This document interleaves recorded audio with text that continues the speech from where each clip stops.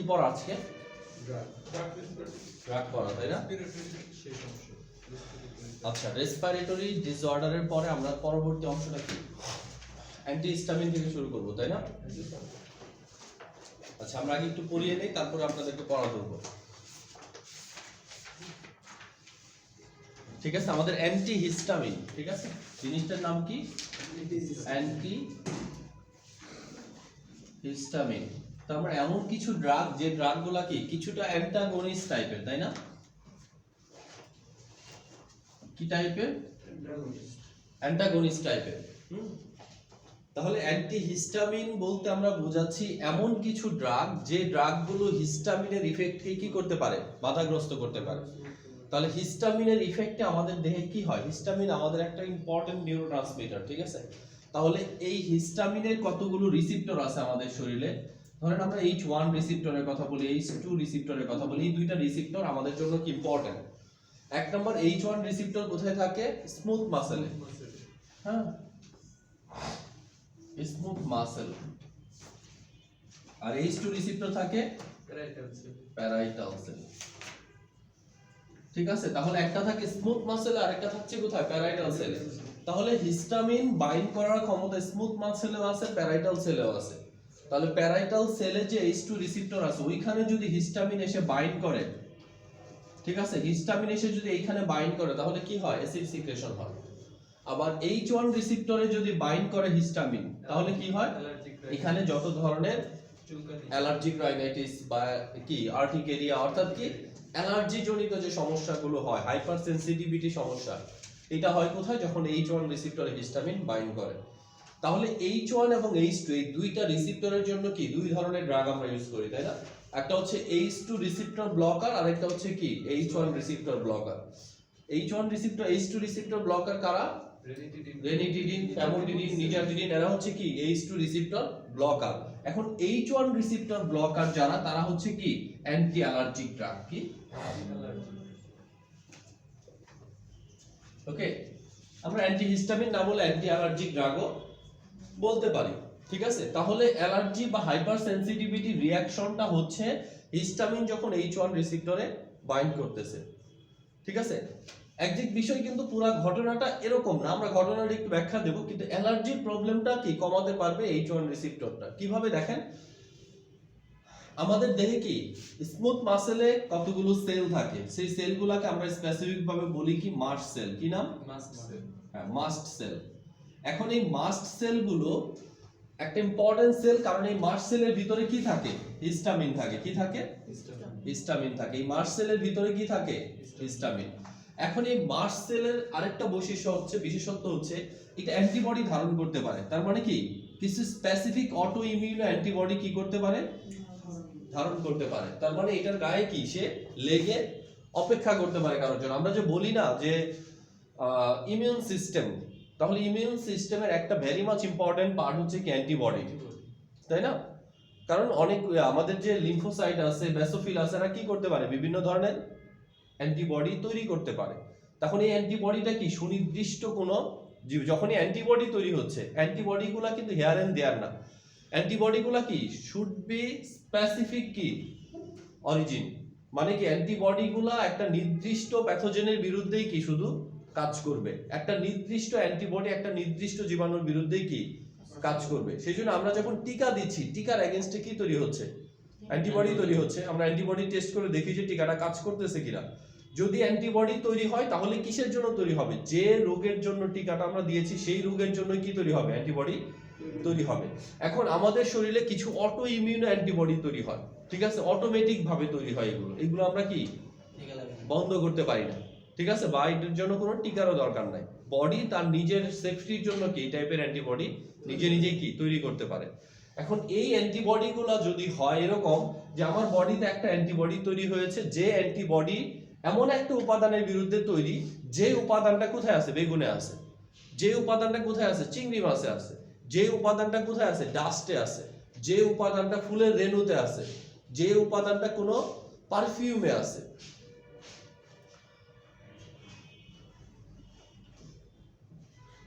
আসেন ওরা, তাহলে কি যে উপাদানটা এই টাইপের জিনিসগুলো থাকবে, তাহলে ওই নির্দিষ্ট উপাদানটা আমার কাছে আসলেই কি হবে?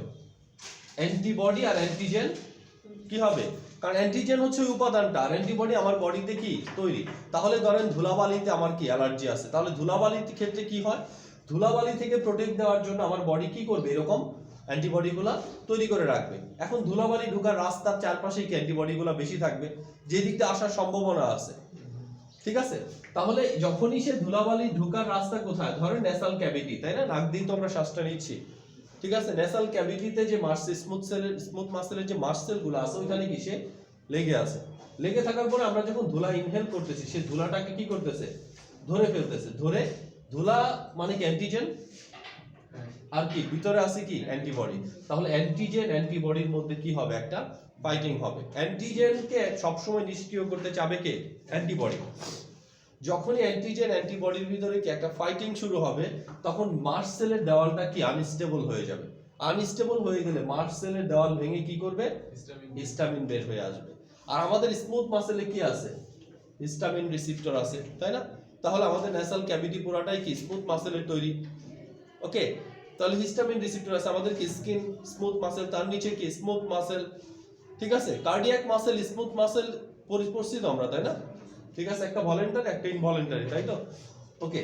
তাহলে দেখেন এই যে স্মুথ মাসেলের গায়ে যে হিস্টামিন রিসেপ্টর আছে এখান থেকে হিস্টামিনটা বের হয়ে যখনই এখানে বাইন্ড করবে তখনই আমাদের কি অ্যালার্জিক রিঅ্যাকশনটা বোঝা যাবে, ঠিক আছে। এর আগ পর্যন্ত কিন্তু সব ঘটনা ঘটে যাবে, ঘটার পরে কি ঘটনা ঘটতে ঘটতে যদি ন্যাসাল ক্যাভিটিতে হয় আপনি হাঁচি টাচি দিবেন দু একটা, এইটুকুই।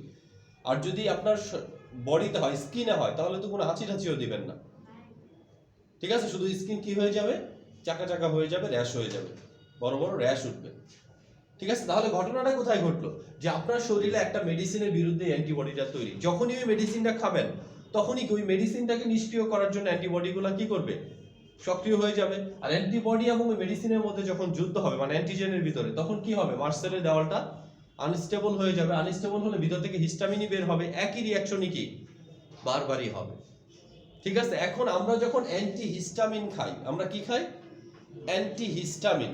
যখন অ্যান্টিহিস্টামিন খাচ্ছি ওই যে একই জিনিস গত ক্লাসে আমরা বললাম, অ্যান্টিহিস্টামিনগুলোর কি অ্যাফিনিটি বিশাল পরিমাণে বেশি, কাদের তুলনায়, হিস্টামিনের তুলনায়। যে হিস্টামিনটা এখান থেকে বের হয় তার তুলনায় কি রিসেপ্টরের প্রতি অ্যাফিনিটি অনেক বেশি। সেই কারণে কি করবে, সে যদি এখানে বাইন্ডও করে থাকে একেও কি করবে, এখান থেকে উঠিয়ে দিয়ে সে নির্দিষ্ট সময়ের জন্য রিসেপ্টরটাকে ব্লক করে বসে থাকবে। হিস্টামিন তৈরি হবে ঠিকই, কিন্তু হিস্টামিন গুলো বসতে পারবে না, ঠিক আছে। সেম অ্যালার্জিক রিঅ্যাকশন আমরা কি দেই, স্টেরয়েড জাতীয় ওষুধ দেই, তাই না। আমরা কি দেই, প্রেডনিসোলন, মিথাইল প্রেডনিসোলন, ডেক্সামিথাসোন, এই টাইপের ওষুধও কি দেওয়া হয়, তাই না। ওরাডক্সিন ইনজেকশন দেয় না যখন শরীরে কি অ্যালার্জিক রিঅ্যাকশন হয়। তাহলে ওরাডক্সিন ইনজেকশন যখন দিচ্ছে এটা কি একটা স্টেরয়েড। স্টেরয়েড গুলো কিভাবে কাজ করে দেখেন, অ্যান্টিহিস্টামিন কাজ করতেছে পরে, অ্যালার্জিক রিঅ্যাকশন শুরু হয়ে গেছে এরপরে কাজ করতেছে, আর স্টেরয়েড গুলো কাজ করবে আরো সামনে। স্টেরয়েড গুলোর আরেকটা নাম কি, ইমিউনো সাপ্রেসিং এজেন্ট। কি নাম, ইমিউনো সাপ্রেসিং এজেন্ট। তার মানে কি দীর্ঘদিন যদি আপনি স্টেরয়েডাল ড্রাগ ব্যবহার করেন আপনার শরীরে রোগ প্রতিরোধ ক্ষমতা যথেষ্ট কি হবে, কমে যেতে পারে, ঠিক আছে। তাহলে ইমিউনো সাপ্রেসিং এজেন্ট মানে কি, ইমিউন সিস্টেমের উপর এটা কি একটা ক্ষতিকর প্রভাব দিবে। এই ক্ষতিকর প্রভাবটা কি, যে অটো অ্যান্টিবডিগুলো তৈরি হয়ে আছে এই অ্যান্টিবডিগুলোকে কি করে দিবে, সে নষ্ট করে দিবে। তাহলে অ্যান্টিবডি যদি না থাকে আপনার ধুলা ভিতরে ঢুকলেও কি কোনো রিঅ্যাকশন হবে, রিঅ্যাকশন না হলে কি হিস্টামিন রিলিজ হবে, হিস্টামিন রিলিজ হলে না হলে কি অ্যালার্জিক রিঅ্যাকশন হবে, হবে না। তার মানে কি আমরা স্টেরয়েডাল ড্রাগও, বিশেষ করে যদি অ্যালার্জিটা কোনো ড্রাগ অ্যালার্জি হয়ে থাকে বা আপনি একটা ওষুধ খাওয়ার পর অ্যালার্জি হয়ে থাকে, তাহলে আমরা স্টেরয়েড এবং অ্যান্টিহিস্টামিন দুইটাকে একত্রে ব্যবহার করতে পারবো। একটা ইনজেকশন দিলেন রোগীর শরীরে অ্যালার্জিক সমস্যা শুরু হয়ে গেল, তাহলে কি করতে হবে, সাথে সাথে স্টেরয়েড এবং অ্যান্টিহিস্টামিন ইনজেকশন করে দিতে হবে, ঠিক আছে। দোকানে যদি কেউ স্যালাইন ইনজেকশন এগুলো প্র্যাকটিস করবেন এক সময়, তখনই কি এই স্টেরয়েড এবং অ্যান্টিহিস্টামিন আপনার হাতের কাছে কি রাখতে হবে, কারণ যে কোনো সময় সমস্যা হয়ে যেতে পারে। আবার অনেকে কি করে, স্যালাইন দেওয়ার আগে স্যালাইনের মধ্যে বিভিন্ন ড্রাগ দেয়, তাই না, ভিটামিন বি কমপ্লেক্স দিতে পারে, ভিটামিন সি দিতে পারে, মাল্টিভিটামিন দিতে পারে, ক্যালসিয়াম দিতে পারে, তাই না। এই টাইপের ড্রাগগুলো যখন দিচ্ছে, যে কোনো ড্রাগের কি ইফেক্ট হতে পারে, ওর ভিতরে একটা কি দিয়ে দেয়, ওরাডক্সিনও দিয়ে দেয়, যেন অ্যালার্জিক রিঅ্যাকশন কোনোভাবে না হয়, ঠিক আছে। তাহলে আমরা এখানে পড়তেছি অ্যান্টিহিস্টামিন অ্যালার্জিক হিসাবে, আবার আগে আমরা পড়ে আসছি কর্টিকোস্টেরয়েড, তাই না? স্টেরয়েড পরে আসলাম না অ্যাজমার জন্য? অ্যাজমার ওইখানেও কি আছে, অ্যালার্জির সাথে সম্পর্ক আছে না? যাদের ক্রনিক অ্যালার্জিক রাইনাইটিস আছে এদেরই তো ভবিষ্যৎ ফলাফল কি? অ্যাজমা, তাই না? তাহলে আপনি যদি স্টেরয়েড বেশি দিন খান তাও সমস্যা, কিন্তু স্টেরয়েড যদি না খান তাও কি প্রবলেম। তার মানে steroid should be used when it is কি আইডিয়ালি ইন্ডিকেটেড। স্টেরয়েড আপনি ব্যবহার করতে পারেন, কিন্তু তখনই ব্যবহার করবেন যখন কি এটা নিশ্চিত প্রয়োজন। যেটা আমি অ্যান্টিহিস্টামিন দিয়ে কভার আপ করতে পারছি, এখানে তো স্টেরয়েডের দরকার নাই। কারণ স্টেরয়েড আপনার বন্ধু যতটা ততটাই কি শরীরের জন্য খারাপ। এটা শরীরে পানি ধরে রাখে, ব্লাড প্রেশার বাড়াবে, ডায়াবেটিস বাড়াবে, তার সাথে কি করবে ইমিউন সিস্টেমকে কি কমিয়ে দিবে। তাহলে একটা বয়স্ক রোগীর অ্যাজমার জন্য কন্টিনিউয়াস আপনি স্টেরয়েড দিয়ে যাচ্ছেন, কি হবে? তার রোগ প্রতিরোধ ক্ষমতা কমে যেতে পারে, হাতে পায়ে পানি চলে আসতে পারে, বিভিন্ন রকম কি ক্রিটিক্যাল সাইড ইফেক্ট গুলো দেখা দিতে পারে। ঠিক আছে? তাহলে আমাদের মূল টার্ম কি?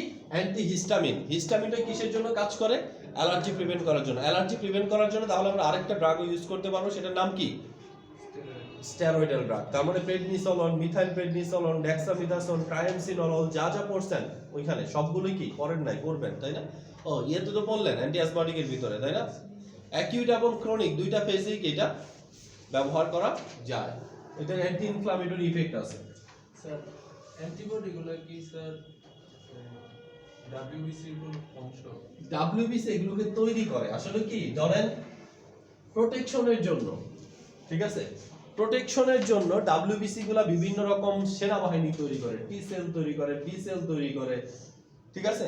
এছাড়াও কি বিভিন্ন ধরনের অ্যান্টিবডি তৈরি করে সুনির্দিষ্ট ইয়ের জন্য, স্পেসিফিক জীবাণুর জন্য, স্পেসিফিক কোনো অরিজিনের জন্য, প্রবলেমের জন্য, ঠিক আছে? যেমন ডাস্ট একটা স্পেসিফিক সমস্যা, এই সমস্যার বিরুদ্ধে আমার বডিতে যদি অ্যান্টিবডি তৈরি, বেগুনের কোনো একটা উপাদান, চিংড়ি মাছে দেখেন অনেকেই কি অ্যালার্জি হয়, দেখা যায় কি চিংড়ি মাছ খেলে কিছুই হয় না, ইলিশ মাছ খেলে কি শরীর টরীর ফুলে যায়। আবার কারো কারো কি কচু খেলে শরীর ফুলে যায়। আবার কারো কারো খেলে কচু খেলে কিছু হয় না, গরুর মাংস খেলেও কিছু হয় না, বা চিংড়ি মাছ খেলে কি হয় অ্যালার্জি। আবার কারো কারো কি চিংড়ি মাছ, গরুর মাংস, মুরগির মাংস যা আছে সব খেলে কি হয় অ্যালার্জি হয়। ঠিক আছে? তাহলে যাদের এই অটো ইমিউনো অ্যান্টিবডি গুলো তৈরি না হয় তারা কিছুটা ভাগ্যবান না? এখন আপনার যদি এরকম হয় ইলিশ মাছ বা গরুর মাংস অ্যালার্জি, আপনি কি এগুলো খাওয়া বাদ দিবেন? ঠিক আছে, আপনার বাদ দেওয়া উচিত। বাট যদি আপনি কখনো খেতে চান তাহলে আপনাকে আগে অ্যান্টিহিস্টামিন খেয়ে নিতে হবে। ঠিক আছে? অ্যালার্জি হওয়ার আগে অ্যালার্জি হবে নিশ্চিত, তাই না? হওয়ার আগে হওয়ার ওষুধটা কি করতে হবে? খেয়ে নিতে হবে। খেয়ে তারপর আপনি কি খেতে পারেন সামান্য। স্যার এগুলো কি অ্যান্টিবায়োটিকের মতো রেজিস্ট্যান্স হয়? না, এগুলো অ্যান্টিবায়োটিকের মতো রেজিস্ট্যান্স হয় না। তবে কি হয়, একই জিনিস অনেকদিন ব্যবহার করলে কি, একই খাবার যদি আপনি প্রতিদিন খান, একই খাবার যদি প্রতিদিন খান তাহলে কি আসে? একটা অরুচি আসে না? সেই জন্য কি অ্যান্টিবডি, যখন আপনি অ্যান্টিহিস্টামিন গুলো ইউজ করবেন, এক বছর 1.5 বছর ইউজ করা যায়, কিন্তু এরপরে কি চাইলে আমরা কি জেনারেশন, তারপর জেনেরিক এটা কি চেঞ্জ করে দিতে পারি। ঠিক আছে? এক সেকলো যতদিন আপনি খেতে পারেন, যতদিন আপনার কন্ট্রোল করে ততদিন আপনি খেতে পারেন। এরপরে কি চাইলে আপনি ইসোমিপ্রাজল, প্যান্টোপ্রাজল মাঝে মাঝে ইউজ করতে পারেন। ঠিক আছে? কখনো কখনো জেনেরিকের প্রতি লয়াল থাকাটা উচিত, আবার কখনো কখনো জেনেরিক চেঞ্জ করাটাও কি উচিত। এটা ডিপেন্ডস অন কি কন্ডিশন। ঠিক আছে? কারণ কি ওই যে বলে না যে চেনা বামুনের বইতা লাগে না, একটা কথা শুনছেন না?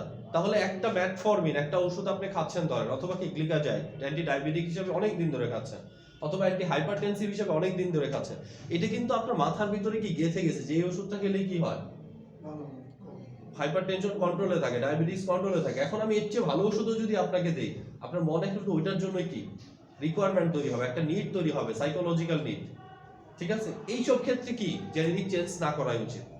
যেমন একজন সেক্লো খায়, ঠিক আছে, তাকে আপনি ইয়া দিয়ে দিয়েছেন, সেক্লোর জায়গায় লোসেকটিল দিয়ে দিয়েছেন। এখন একই ওষুধ দিয়েছেন, এটা আপনি জানেন, উনি হয়তো বা এটা জানে না যে সেক্লো আর লোসেকটিল একই ওষুধ। এখন লোসেকটিল খায় তার গ্যাস্ট্রিক কমতেছে না, সে এসে আপনাকে এই কমপ্লেনও করতে পারে যে লোসেকটিল খায় তার গ্যাস্ট্রিক কমে না, গ্যাস্ট্রিকের জন্য তাকে সেক্লোই দিতে হবে। এটা ব্র্যান্ড লয়াল, ঠিক আছে, সাইকোলজিক্যাল কি নিড। তাহলে আপনার উচিত যখন কোনো গ্যাস্ট্রিকের ওষুধ কাউকে দিবেন জিজ্ঞেস করে দাও যে গ্যাস্ট্রিকের জন্য কোন ওষুধটা আপনি খান। ঠিক আছে? আবার দেখা যায় একই ফ্যামিলি 4 জন ডাক্তার দেখাইছে, 4 জন ডাক্তার 4 ধরনের গ্যাস্ট্রিকের ওষুধ লেখছে। একজন লেখছে ফিনিক্স, একজন লেখছে প্যান্টোনিক্স, একজন লেখছে ইসোনিক্স, তাই না, একজন লেখছে কি ওমিনিক্স। এখন আপনি 4টাই কিনে নিয়ে আসছেন মার্কেট থেকে, 4টা কিনে নিয়ে এসে 4 জন খাচ্ছেন, 4 জনের সাথে কি মারামারি, যে এটা গ্যাস্ট্রিকের ওষুধ না, এটা গ্যাস্ট্রিকের ওষুধ না, এটা গ্যাস্ট্রিকের ওষুধ। আসলে তো সবগুলা গ্যাস্ট্রিকের ওষুধ।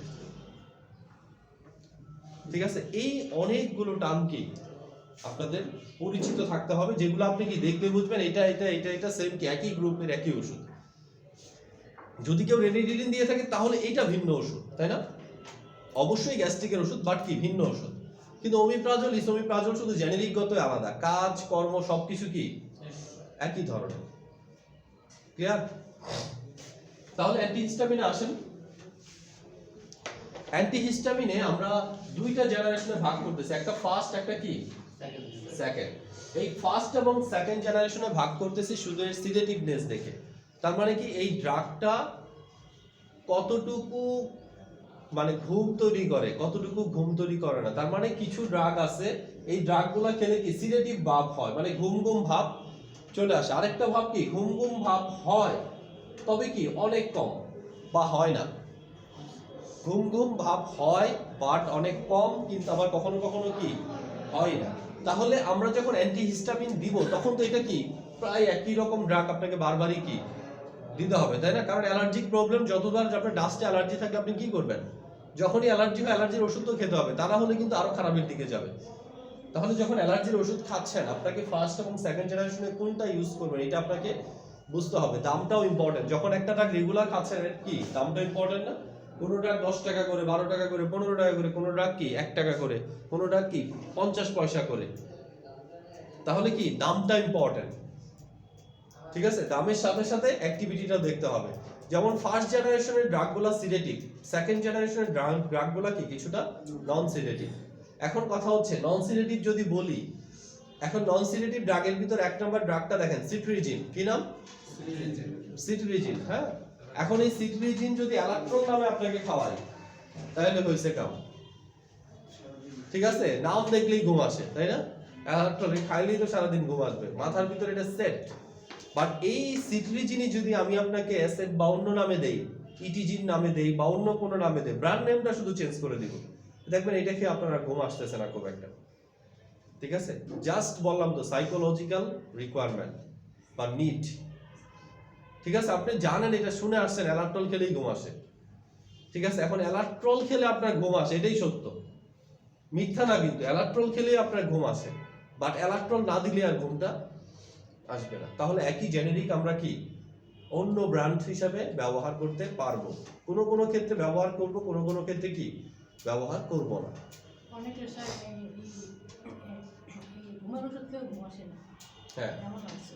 অনেকের ঘুমের ওষুধ খায় ঘুম আসে না, বমির ওষুধ খায় ঘুম আসে। বুঝছেন, ঘুমের ওষুধ খায় ঘুম আসে না, এরপর অমিডন দিয়ে বলেন এটা কি খুব পাওয়ারফুল ঘুমের ওষুধ, খাও ঘুমায় যাবা। দেখবেন এটা খাওয়ার পর আর চোখ তুলে তাকাইতে পারবে না। স্ট্রেসিং খেয়ে ঘুমায়, আর ওটা খেয়ে ঘুম আসে না। এটাই, আপনি যখন প্র্যাকটিসে যাবেন বা পেশেন্টের সামনে যাবেন, এক এক মানুষের এক এক সমস্যা, একই সমস্যা দুইজনের এক সমাধান না। কারণ কি অ্যানাটমি ফিজিওলজি আলাদা, তাই না? হাইট ওয়েট আলাদা, চিন্তা ভাবনা আলাদা, মেন্টাল স্টেজ আলাদা, ফ্যামিলি স্ট্যাটাস আলাদা, সোশিও ইকোনমিক্যাল কন্ডিশন কি আলাদা, রোগ প্রতিরোধ ক্ষমতা কি আলাদা। ঠিক আছে, প্রত্যেকটা মানুষ এক একটা ইউনিট। ঠিক আছে, এই ইউনিট বা ইউনিক যদি আমরা যেটাই বলি, হ্যাঁ, এখানে আপনাকে সবসময় বিশেষত্ব মানে চিন্তা করতে হবে যে এক একটা পেশেন্ট এক একটা কেস স্টাডি, আপনার জন্য এক একটা নতুন এক্সপেরিয়েন্স। আপনি যদি এখানে এক্সপেরিয়েন্স গেদার করতে চান অনেক এক্সপেরিয়েন্স নিতে পারবেন, যদি গেদার করতে না চান অ্যাজ ইউজুয়াল চিন্তা করেন তাহলে কিছুই দরকার নাই। ঠিক আছে, রোগী আসবে, অ্যান্টিবায়োটিক, ব্যথার ওষুধ, গ্যাস্ট্রিকের ওষুধ, ক্যালসিয়াম, ভিটামিন ডি, মাল্টিভিটামিন, আর কিছু লাগে না। ঠিক আছে, সব চিকিৎসা এখানেই করা যায়। ঠিক আছে, আপনার দেখার দরকার নাই ডেঙ্গু, দেখার দরকার নাই কি চিকুনগুনিয়া, রোগী আসবে একই চিকিৎসা, খালি মাঝে মাঝে ব্র্যান্ড চেঞ্জ করে দিবেন। বাট এটা কি ম্যাল প্র্যাকটিস, তাই না? আপনাকে রোগী নিয়ে কি করতে হবে চিন্তা করতে হবে। একটা রোগীর আপনি আজকে দেখছেন, ঠিক আছে, আপনার মাঝে মাঝে খোঁজ খবর নেওয়া উচিত যে আপনি যে রোগীটাকে ওষুধের কথা বললেন সে আসলে কি ওষুধটা খেয়ে কোনো উপকার হয়েছে কিনা। কারণ ম্যাক্সিমাম রোগীরা কখনো কি সুস্থ হওয়ার পরে ডাক্তারের কাছে আসে না, কারণ সুস্থ হওয়ার পর আসতে ভয় পায়। কিসের জন্য? আসলে যদি আবার রোগে আক্রান্ত হয়। ঠিক আছে, আসবে শুধুমাত্র তখনই যখন কি অসুস্থ হবে, কিন্তু সুস্থ হওয়ার পরে এসে একটা থ্যাংক ইউ গ্রিটিংস কখনোই দিবে না।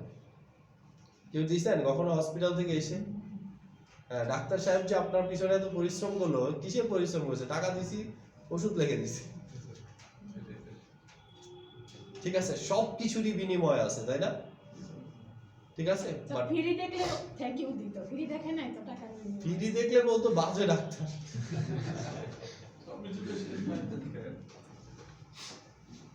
ফ্রি দেখলেও সমস্যা আছে। তার অ্যালার্জি আর ঠান্ডার ওষুধ একই না। অ্যালার্জি আর ঠান্ডার ওষুধ এক কিনা, এটার জন্য কথা আছে। ঠিক আছে, দেখেন এখানে বিশেষ ক্রিয়াটা হচ্ছে আমাদের যখন ঠান্ডা লাগতেছে, ঠান্ডা বলতেই বুঝতেছি যেমন এই যে এখন আমার লাগতেছে, তাই না? নাক দিয়ে পানি পড়া, তাই না? এটা ন্যাসাল ক্যাভিটি, নাক দিয়ে পানি পড়া। তাহলে অ্যালার্জিক রিঅ্যাকশনের কারণে কি তৈরি হয়? অ্যান্টিহিস্টামিন তৈরি হয়, তাই না? সরি, হিস্টামিন তৈরি হয়, তাই তো? হিস্টামিন তৈরি হয়। তাহলে হিস্টামিন এদিকে স্মুথ মাসেলে বাইন্ড করে না? স্মুথ মাসেলে বাইন্ড করে। এখন কথা হচ্ছে যখন অ্যালার্জিক রিঅ্যাকশন হয়, নাক দিয়ে পানিটা পড়ে কোথা থেকে? পানিটা আসে কোথা থেকে? কারণ নাকে তো এমন কোনো গ্ল্যান্ড নাই। চোখে না হয় ল্যাক্রিমাল গ্ল্যান্ড আছে, মুখে সেলিভারি গ্ল্যান্ড আছে, নাকে কি এমন কোনো গ্ল্যান্ড আছে যেটা পানি নিঃসরণ করবে? ঠিক আছে, তাহলে পানিটা আসে কোথা থেকে? পানিটা আসে এই যে আমাদের স্মুথ মাসেল বলতেছি, এই প্রত্যেকটা জায়গায় ক্যাপিলারি আছে না?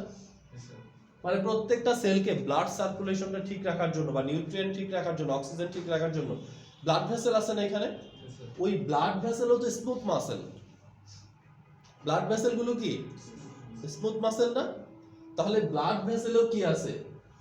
H1 রিসেপ্টর আছে।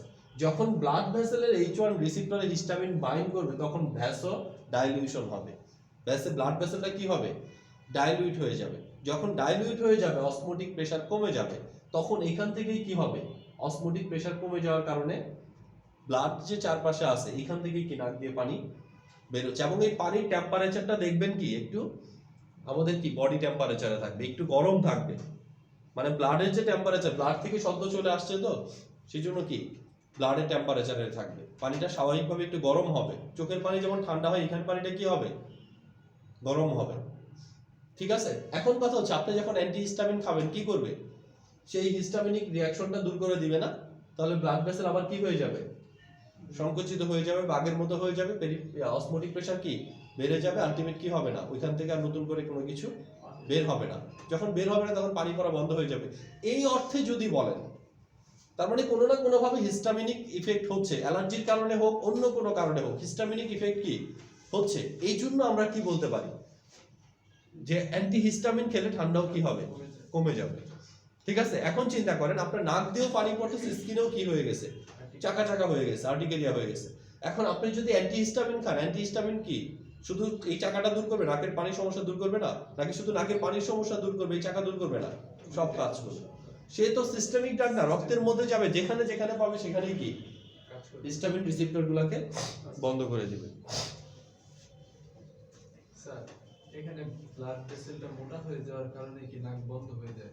না, নাক বন্ধ লাগে না অনেক সময় ড্রপ দেয়। হ্যাঁ, এটা কি হয় যখন এটা জমে যায়, ঠিক আছে, আপনি এখানে যে পানিটা বের হচ্ছে, ঠিক আছে, এটা যখন যখন আপনি অ্যান্টিহিস্টামিন খাচ্ছেন তখন যে পানিটা বের হয়ে গেছে সব তো আর বের হয়ে যেতে পারতেছে না, ঠিক আছে।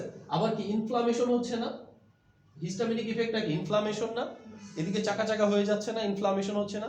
তাহলে ইনফ্লামেশন হলে কি হবে? ফুলে যায়। সোয়েল হবে, ফুলে যাবে, যখন চুলকানি হবে তখন এই জিনিসগুলো হবে না? তাহলে এই ইনফ্লামেশনের কারণে কি হচ্ছে? নাক বন্ধ হয়ে যাচ্ছে, ফুলে যাচ্ছে। কিন্তু এই এর জন্য না, ব্লাড ভেসেল গুলা ক্যাপিলারির জন্য না, এখানে কি ন্যাসাল ক্যাভিটিতে এটা হচ্ছে। আমরা চুলকাচ্ছি কেন? এইভাবে চুলকাচ্ছি কেন?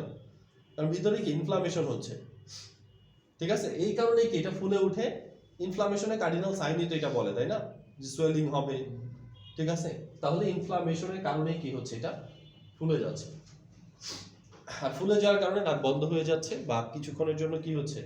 শ্বাসকষ্ট হচ্ছে। আবার যদি আমরা কি অক্সিব্যাটাজোলিন, জাইলোব্যাটাজোলিন, অ্যান্ডাজোল যে ড্রপগুলো আছে এগুলো আবার কি করবে? জায়গাটাকে পরিষ্কার করে দিবে, ফোলাগুলো তুলনামূলকভাবে কি করবে? কমায় দিবে, ঠিক আছে।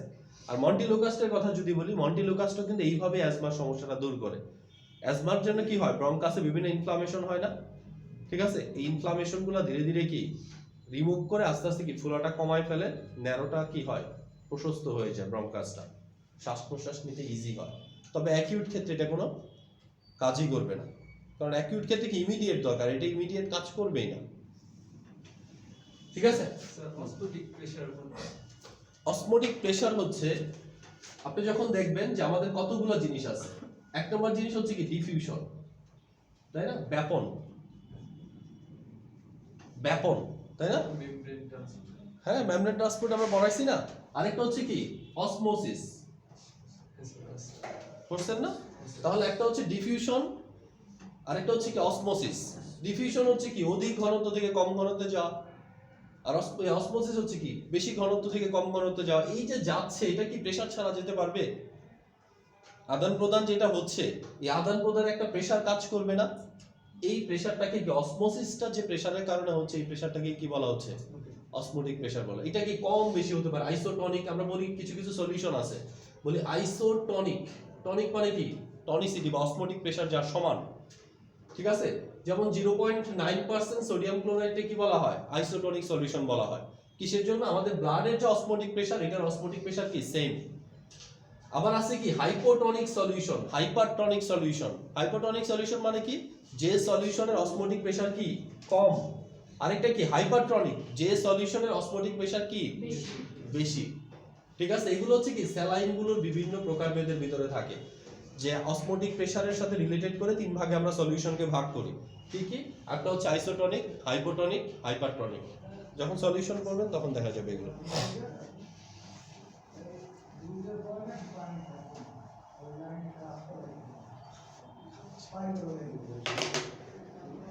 আচ্ছা, আর কিছু? তাহলে আমরা পড়ায় যাই। ঠিক আছে, তাহলে আমরা দেখব কি ফার্স্ট জেনারেশনের ড্রাগগুলো কি কি আছে। ঠিক আছে, এখানে আপনি প্রথমটা ক্লোরফেনারামিন ম্যালেট মনে হয়, তাই না? হ্যাঁ, ক্লোরফেনারামিন ম্যালেট করবেন, ডাইফিন হাইড্রামিন কি হাইড্রোক্লোরাইড, তাহলে ফিনারামিন ম্যালেট, প্রোমিথাজিন, ম্যাভাইড্রোলিন, সিপ্রাহেপ্টাডিন, ছয়টাই করবেন। তাহলে এই ড্রাগগুলো কি করবে? এই ড্রাগগুলো যদি আপনি খান আপনার কি আসবে? ঘুম ঘুম ভাব আসবে। তার সাথে কি অ্যান্টিহিস্টামিনিক এফেক্ট দিবে। তাহলে এগুলো কাদের দিবেন, কাদের দিবেন না?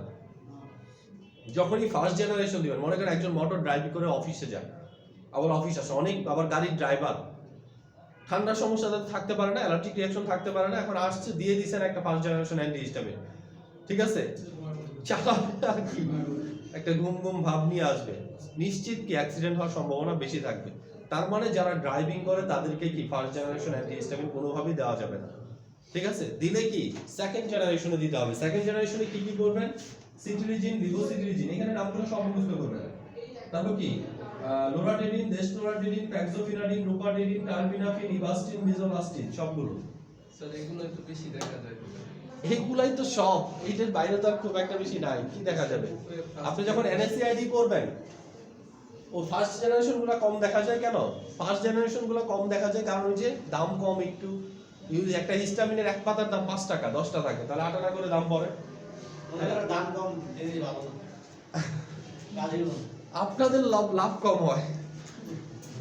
ঠিক আছে, আবার অনেকে এটা 10 টাকা করে বিক্রি করে, তখন লাভ তুলনামূলকভাবে বেশি হয়। তো 5 টাকা লাভ খুব একটা ধরে না, তাই না? 5 টাকা লাভ হলো লাভ। ঠিক আছে, মানে 10টা ওষুধ বিক্রি করে যদি 500 টাকা লাভ হইতো তাহলে খুব খুশি হইতো। স্যার তাহলে সেকেন্ড জেনারেশনের সিট্রিজিন এলাক্ট্রল যেটা খেলে ফেলে ঘুম আসে। ওই যে বললাম যে অ্যালাক্ট্রল চেঞ্জ করে দিতে হবে। আগে থেকেই মানুষ ধরে নিয়েছে যে অ্যালাক্ট্রল খেলে কি আসবে, ঘুম আসবে। আপনি জাস্ট নিজে খান, আরেকজনকে দেন। ঠিক আছে, শুধুমাত্র জেনেরিকটা চেঞ্জ করে দেন। ঠিক আছে, রোপাটেডিন খেলেও মানুষের ঘুম আসে অনেকে। ঠিক আছে, যদি আপনি কোনো ওষুধ খেয়ে মনে করেন যে কি এটা ঘুম ঘুম ভাব নিয়ে আসবে, এটা মনে ঘুম ঘুম ভাব ঘটাবে, ঠিক আছে, সেই ওষুধ খেয়ে ঘুম আসতে পারে, অস্বাভাবিক কিছু না। এটা শুধুমাত্র আমাদের সাইকোলজি, আর কিছুই না। ঠিক আছে, কারণ ওই যে ম্যাডাম বললো ঘুমের ওষুধ খেয়ে ঘুম আসে না, হিস্টাসিন খেয়ে ঘুমায় যায়। ঠিক আছে, বমির ওষুধ খেয়ে ঘুমায় যায়, আমি শুনছি এই কেস। ঠিক আছে, কোনোভাবেই ঘুম আসতেছে না, তার মা এখন বাসায় ঘুমের ওষুধ শেষ হয়ে গেছে, সে কি করছে অমিডন ভেঙে দিয়েছে, খেয়ে মা ঘুম। তারপর আমাকে এসে জিজ্ঞেস করতেছে যে অমিডন কি ঘুমের কাজ করে কিনা। এখন বুঝেন, অমিডন যদি ঘুমের কাজ করে, আমি যদি বলি করে না তাহলে ভুল হচ্ছে। তার মা ঘুমায় গেছে তার সামনে, অমিডন খাওয়ার পরেই ঘুমায় গেছে। ঠিক আছে, আবার যদি বলি যে করে তাহলেও তো ভুল হচ্ছে। আমার বইপত্র বলতেছে কি যে অমিডন হচ্ছে কি বমির ওষুধ, তাহলে আপনি কি বলবেন? ঠিক আছে, আমি শুধু জিজ্ঞেস করলাম তোমার আম্মাকে কি বলছো কিনা যেটা বমির ওষুধ? না বলি না, এমনি সাদা ট্যাবলেট, দুইটাই সাদা রঙের। তার মানে সে ভাবছেই কি যে এটা ঘুমের ওষুধই দিছে, তার মানে ঘুমের ওষুধ মনে করে শুনবো। হ্যাঁ, ঘুমের ওষুধ মনে করে খাইছে, ঘুমাই গেছে। ঠিক আছে, এই হচ্ছে কাহিনী। ওকে, তাহলে অ্যান্টিহিস্টামিন গুলো আপনারা এইভাবে পড়বেন প্রথমগুলা। আচ্ছা, এর ভিতরে ব্যাক্সিডাল বা ওই যে নামটা ম্যাফাইড্রোলিন, হ্যাঁ ম্যাফাইড্রোলিন হিস্টামিনটা মোটামুটি প্রেগন্যান্সি ক্যাটাগরি বি, এটা কি প্রেগন্যান্ট মহিলাদের জন্য মোটামুটি সেফ। কোনটা স্যার? কোনটা স্যার? ম্যাফাইড্রোলিন ব্যাক্সিডাল একটা পড়ছেন না? ও ম্যাপাইড্রোলিন। কি প্রেগন্যান্সির জন্য নাকি বলবো? প্রেগন্যান্সি ক্যাটাগরি বি এটা, হ্যাঁ ও হিস্টামিনো হিস্টাসিনো প্রেগন্যান্সি ক্যাটাগরি বি, সিটিরিজিনও বলে প্রেগন্যান্সি ক্যাটাগরি বি। আচ্ছা, যাই হোক, আপনারা ম্যাফাইড্রোলিনটা প্রেগন্যান্ট মহিলাদের জন্য ব্যবহার করতে পারেন, ঠিক আছে, বাকিগুলা ওইভাবে নিশ্চিত না হয়ে করবেন না। তাহলে আমরা কি বললাম যে অ্যান্টিহিস্টামিন আমাদের একটা গ্রুপ, যে গ্রুপে কি হয় অ্যালার্জি রিলেটেড যত ধরনের প্রবলেম আছে সেই প্রবলেমে এই ওষুধগুলো ব্যবহার করা যায়। এই ওষুধগুলা যদি কভার আপ না করে তখন এই ওষুধগুলোর সাপোর্ট হিসাবে কাকে দেওয়া হয়? স্টেরয়েডাল ড্রাগ ইউজ করা যেতে পারে কিছুদিন, ঠিক আছে। তাহলে স্টেরয়েড ড্রাগগুলো মূলত অ্যান্টি ইনফ্লামেটরি, তাই অ্যালার্জিক রিঅ্যাকশনে কিন্তু ইনফ্লামেশনটা হচ্ছে, তার সাথে সাথে এটা কি ইমিউনো সাপ্রেসিং এজেন্ট, অ্যান্টিবডিগুলোকে কি করে দিবে? নষ্ট করে দিবে, ঠিক আছে। তার মানে অধিক পরিমাণ স্টেরয়েড খেলে কিন্তু আপনার রোগ প্রতিরোধ ব্যবস্থা দুর্বল হয়ে যায়। যদি কোনো কারণে স্টেরয়েড থেরাপি দেওয়া লাগে তার পরবর্তীতে আপনি জিঙ্ক, ভিটামিন সি এই টাইপের অ্যান্টিঅক্সিডেন্ট থেরাপিও কি আপনার নেওয়া উচিত। কারণ এরা কি করে ইমিউন সিস্টেমটাকে বুস্ট আপ করে, আর ওরা কি করে ইমিউন সিস্টেমটাকে নষ্ট করে দেয়।